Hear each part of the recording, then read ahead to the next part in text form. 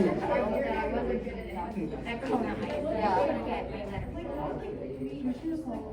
then you'll see the data. Like her, do you think she just uses some vlogs to actually run its vlog? Yeah, but parallel still. Like she could have like. My school, really? For email, and then my throwaway is for shoot the tree. I made them long throwaway. I make a throwaway. No, it's I'm gonna make a throwaway.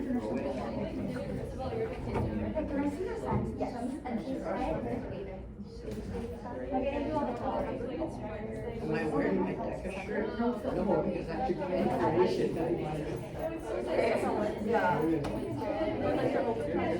I'm on.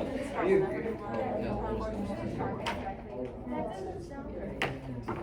My parents are not making me. I have a choice. Like it's 07. It is in my car. Okay. You think I can actually being a person? Why? Actually, Alright guys, please calm down. We're gonna go start the meeting. Okay, welcome. This is our written competition meeting.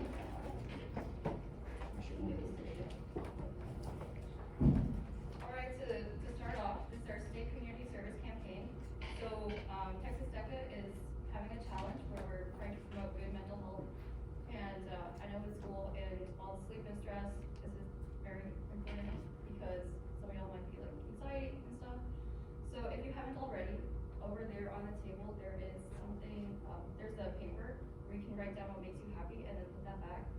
And then throughout the week, starting from October 4th, we're going to have challenges per week that are going to be sent out on their mind and hopefully our Instagram as well. So stay up against that and make sure to register. Next item of business is paying your dues. Dues are really important. This is what registers you for competition. October 1st, which I believe is tomorrow, is the last day to pay your dues and earn lettering points for that. And October 8th, which I believe is the week after, so next week, next Friday, will be the final day to pay your dues. Again, if you don't pay your dues, you cannot compete through this year and you're not considered an active DECA member. So please make sure to pay your dues on the School Cash Online. I believe the next slide has the dues. Also make sure to fill out the membership form. This allows us to keep track of you guys and also gain your contact information. So these slides and these links will be posted and they are on campus.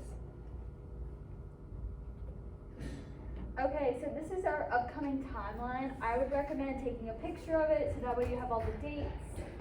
And we're gonna go into all these events throughout this meeting, so I won't get too much into it now, but just trying to see if there's anything that we won't talk about.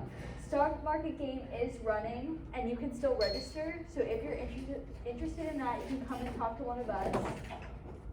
The finance case study just began and we'll talk more about case studies later. And Ada talked about membership dues, paying by tomorrow for lettering points, and we'll talk about everything else more in detail in a few minutes. Alright, so to start off our written meeting, we're getting into written stuff. So the main three things that to be successful in a written event is the idea, the paper, and the presentation. Now all these are equally important. You can't just overlook one and then go on the other and say, oh, I'm gonna make this amazing, but then the other part isn't. So to start off the idea, that's going to be the backbone of your entire paper. You want to really think this out and develop it. You can't just like go in with a half-formed idea and then write a 20-page paper on that. After that is the paper. That's going to be like your very detailed plan of how you're going to execute this business. And so you want to develop that, go into a lot of detail, and the event guidelines go over that. But you can't just like procrastinate on this and then do it in 1 week or something. And then lastly, the presentation. Your paper or your idea, if they're amazing, but then your presentation isn't, you can't really fully convey everything or your idea to the judges. So you want to make sure that your presentation conveys everything that you want to tell the judges and that your entire paper is about. Alright, next slide. Alright, so this is the SWOT analysis. This is where I recommend starting with your idea. So when you have an idea, you want to think about the strengths, the weaknesses, the opportunities, and the threats.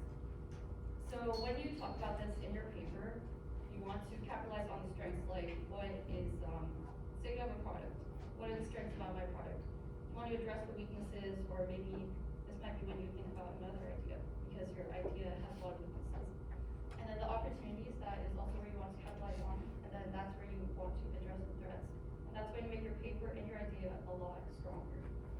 And I talked about centering your event around these metrics, addressing the things that need to be addressed, and then capitalizing on what is very strong about the idea. Right, so your X factor, what makes your idea unique?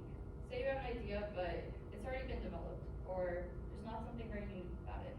Then you're going to write a 20-page paper about that. You're going to go to the judges, and they'll be like, someone has already done this, but there's nothing unique about it. So you need to actually develop why your idea is different from everybody else, why it's going to sell, and what makes you different from everyone else. So there are different categories of prepared events, but this kind of applies to all of them. Small things make a big difference. If you have a lot of punctuation errors, if you're not using the correct jargon, and like the flow of your paper is just awkward, your judge is going to notice that, and it's going to count against you. Make sure you're keeping in mind who this presentation is for, who your paper is going to go to, which is your judge, a business professional. So again, this is a business paper. Make sure to write it as so. No informal like slang language. In partner projects, it's really easy to kind of just have one partner do one section and another do another. But you want to make sure it flows throughout, because it is a team project. Be mindful of the guidelines, which we will be talking about. And I know a 20-page paper may seem really intimidating, but just keep in mind it's going to be filled with a lot of figures, tables, diagrams, things to make your paper more engaging. So we go to the next slide. This is just one example of a section of written paper. As you can see here, they could have put all of that into one block of text, but to make it more engaging, to have the judge actually want to read the paper, they decided to break it up into kind of a flow chart. And of course, this does seem really intimidating. What am I going to write about in my paper? Because remember, every event has guidelines you're going to follow. You're going to follow these specific guidelines to your event, so you'll know exactly what to write about in each of these guidelines. These are all on DECA.org under high schools, competitive events, and guidelines. Please ask us if you have any questions about how to get to your specific event or how to find your guidelines. Okay, so basically every paper, depending on your event, is going to have different subsections, but they all will have the same 5 here. The executive summary, which is basically just a big overview of your paper. The description and the target market, the budget, the conclusion, and the bibliography. So basically all these you'll work with like once you get your project going, and your executive summary normally comes at the end. Once your whole paper's wrapped up, you'll just summarize it all. And this may be kind of intimidating, like, oh my gosh, this seems like a lot, but there's so many examples you can reference and get ideas. We all have done written events, so we would be happy to help you. So yeah. Okay, so this is again just some examples. Basically the same one we just saw, but these are all the subsections for one particular event. Alright, so we talked about the executive summary before. Now we're going to go into depth. So the executive summary is basically your SparkNotes version of your entire paper. Or you could think about it as an abstract. So over here you want to set the scene, tell the story, tell the background of your idea and who you're selling to. And you want to include info that's relevant to your campaign. So what you could do is have the subsections and then do a little summary about that. But what you don't want to do here is put or like copy your subsection or like just ramble on about it or have lots and lots of text. You want to have infographics here because the judges, this is the part you want them to read. They may like briefly scan over the rest of your paper, but this is the part that they're going to read, and this is going to represent the entire paper. So you want to make it visually appealing, give up, next. And just a heads up, like a lot of people like to write their executive summary after they finish the entire paper, because then you get an idea of what each section is about, and you can include it properly into the executive summary. And the next thing we're going to talk about is target market. Target market essentially is what your campaign or your product is appealing to. So there can be multiple target markets, your primary versus secondary. For example, if you're trying to market a homework help center, your primary target market would probably be like teens or students, whereas your secondary would probably be like parents who might have an interest in their students' grades or well-being. This is who you're gonna design and market your entire campaign around. So really consider this within your paper and center your entire paper on it. So in order to reach your target market, you're gonna have a variety of activities. Again, make sure everything is cohesive, ranging, you can do promotional events, sponsorships, etc. Connect everything back to your target market and make sure it's applicable to that specific target market. You should have a valid explanation for every activity and its duration. Research these things, have a reasoning behind why you're including this activity for that specific target market. Okay, so another subsection was key metrics. Basically, metrics are measurement used to track or measure the progress of your business plan.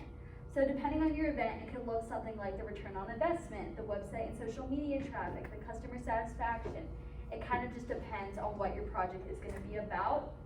So everyone will have different metrics, so it just kind of depends what you need. So next most important part that will likely be in all of y'all's papers is budget. So in order to carry out your campaign, you're gonna have to do something with your campaign, and that requires money.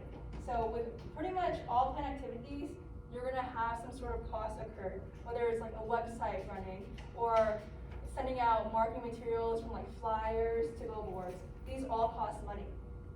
So you should actually research how much each of these components cost. Don't just guess. Remember, your judges are business professionals. They're gonna know if these numbers are unrealistic. And of course, something that's really easy to mess up on is your math. So make sure you have someone else read over it, double check your math. The DECA officers are glad to help you, and of course, you can have an industry professional. We have a lot of professional members, which we'll be getting later too, that can help you review your paper. Alright, so these are the things that are important for entrepreneurship events, and you want to actually think these through when you are actually writing your event and in your paper. So for channels, this is how you're getting your goods or service to the consumer. So this could be like through a website, or for shipping it to them, or it might be a retail store. You want to actually think this out and write that within your paper. And then you have the revenue streams, which is incredibly important to the budget when you do the financial section. So revenue, that is how your company is getting money. If you do not have money, you cannot create that product you're selling, and you cannot make that idea work. So your revenue model, what is your plan for generating revenue? Are you going to do ad-based, transactional subscription? You might want to research these. I know these are words that you might not be familiar with. As well as that, there's lifetime values. This is all the money you're going to get from your entire relationship with your customer. So you want to think about how long is your customer going to be with you? How much are you going to get from them, whether that be annually or monthly? You can go more into that once you actually develop the idea. And then the cost structure, this is a variable and fixed cost business will occur, so that might be manufacturing the product or getting it to the consumer, like the channel. And then lastly, competitive advantage. This is incredibly important. So what about your product or service prevents competitors from stealing or copying the idea?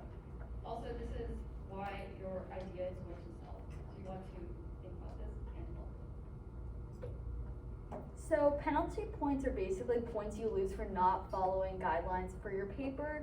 We will definitely go more into this as we get closer to competition, but this is kind of just a summary so you guys have an idea. So basically you can lose points for things like not numbering your papers, not typing it, not putting it in a DECA folio, not signing your statement of assurances. It just, you'll have to follow it, but don't get too worried about it now. It's really easy. If you just follow it, you won't lose points, and we'll talk more about this later. Alright, so your visual aid professionals, they recommend a digital or physical visual aid.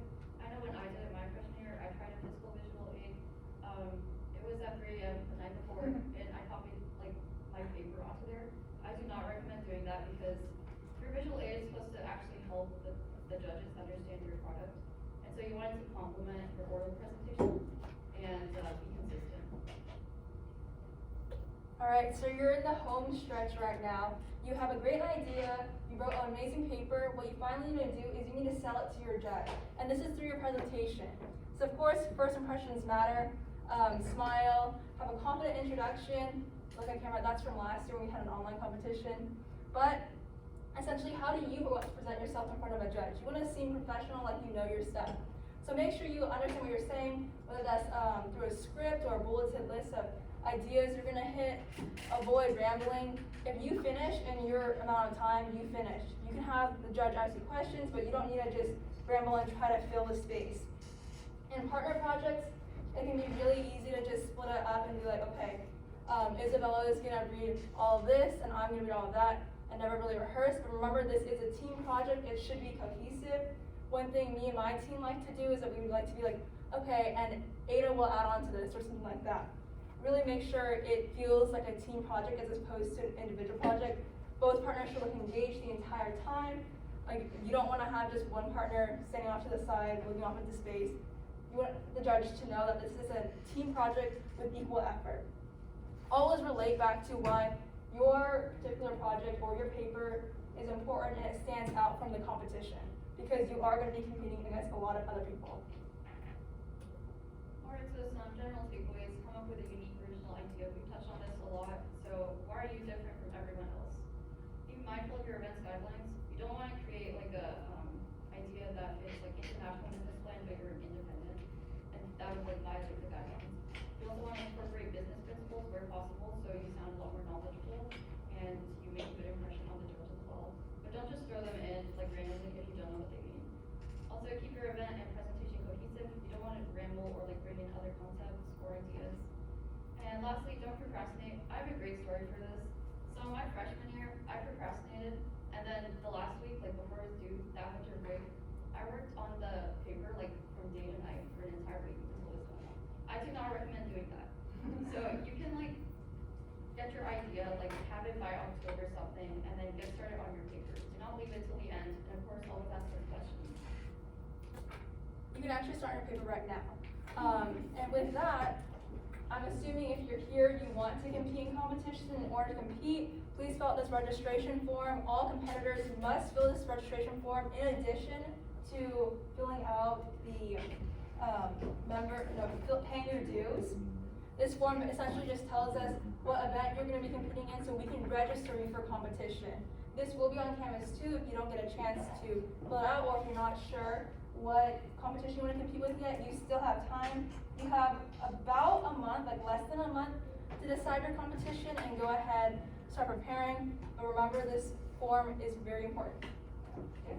What was professional selling again? We're going to talk about the event specifically in more detail in the next meeting. So we'll help you with that. But you can also come after the meeting and ask us questions. Yeah, if you guys are like unsure like what event you're interested in, Emily and Caitlin are at the school store every lunch period, so you can go talk to them. You can talk about your interests, and they'll help you try to match up with a category that would work best for you.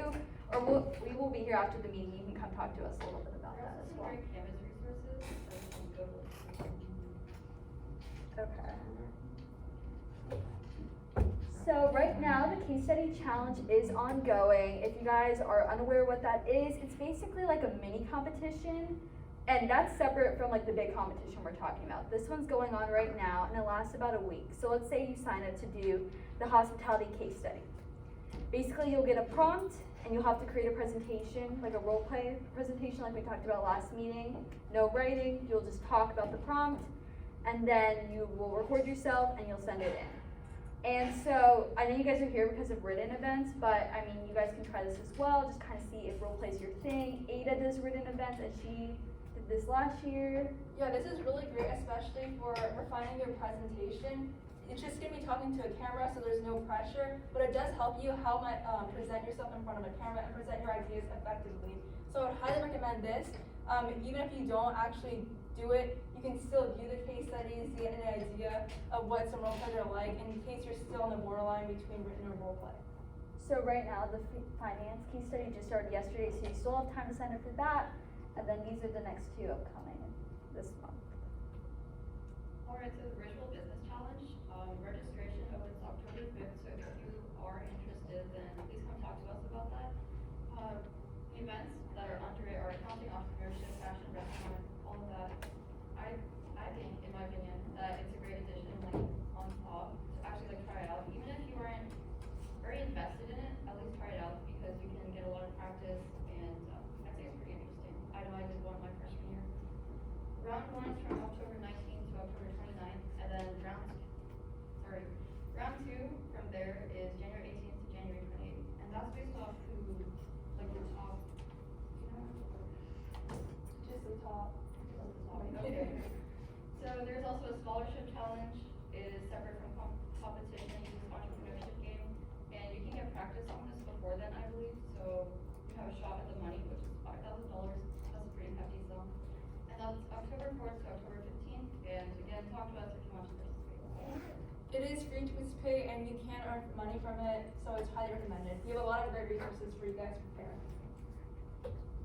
Okay, so we have an upcoming community service event this Saturday from 9 to 11 at Veggie Village, which is in Aldenbridge. So what we'll basically be doing is helping out the garden get ready for their fall harvest. So you can earn up to 20 points by participating in this, which is a lot considering you need 225 to letter. So I highly encourage, if you guys are interested, to come out and volunteer with us. The last chance to register is tonight. So if you are interested, please sign up by tonight so I can send out your waiver and all the information you will need. So, College Park DACA is a chapter within our District 4 district, and I'm actually an officer on the District 4 team, and what we're doing is DECA for Life, and this is essentially our district community service project. So essentially it is like encouraging the donation of blood, whether it's you physically donating, referring a family or friend to donate, or even volunteering at a blood donation center. We highly encourage you guys to do it throughout the month of October. This is when DECA for Life is gonna occur. And so if you do any of these things, you can send picture proof of us, of your participation, whether it's you referring to your parents and your parents end up donating, just send picture proof to them, to us, and we'll give you lettering points for that. On October 13th, we have a specific blood drive event, so if any of you guys are, I think you guys are a little young, but if your parents or you have like family or friends who are eligible to donate, please encourage them to donate because donating is really important. I believe it saves like 1 in 3 people's lives for like 1 hour of donating, so it definitely is really important and impactful. And the details for the October 13th blood drive will be sent on the line, but it is very local, so it is a really great opportunity to show your support and participate in DECA for Life. Alright, so if you have any questions, message us on the Remind. All of you are on the Remind, right? Yes, okay. There's also our Instagram, @DECA. We have a lot of challenges on there, and we send a lot of information like on meetings through there as well. So make sure to give that a follow. And then we have twcpdeca.com. So if you are still like not sure what event you want to do or you want more information, there are a lot of great resources on there. And there's our Canvas course, which I'm hoping all of you are on, because that is how you view meetings, and that is where our resources are. And that's where you can see like the event guidelines. I know some of you will have questions for that. And then lastly, collegeparkdeca@gmail.com if you are into emailing us. And then lastly, Emily and Caitlin are at the school store from lunches A to C every day, except Friday, right? Monday. I noticed a lot of you guys taking pictures of the slides. These slides are also on Canvas if you want to reference them later, especially since I do have a lot of very useful information for your actual written event. I'm gonna take it back to the timeline so you guys can take a picture of all the events we have, just so that way it's all in one place. And if you have any questions, feel free to ask. Okay, and we're gonna stick around. You can come ask us any questions. Thank you guys for coming.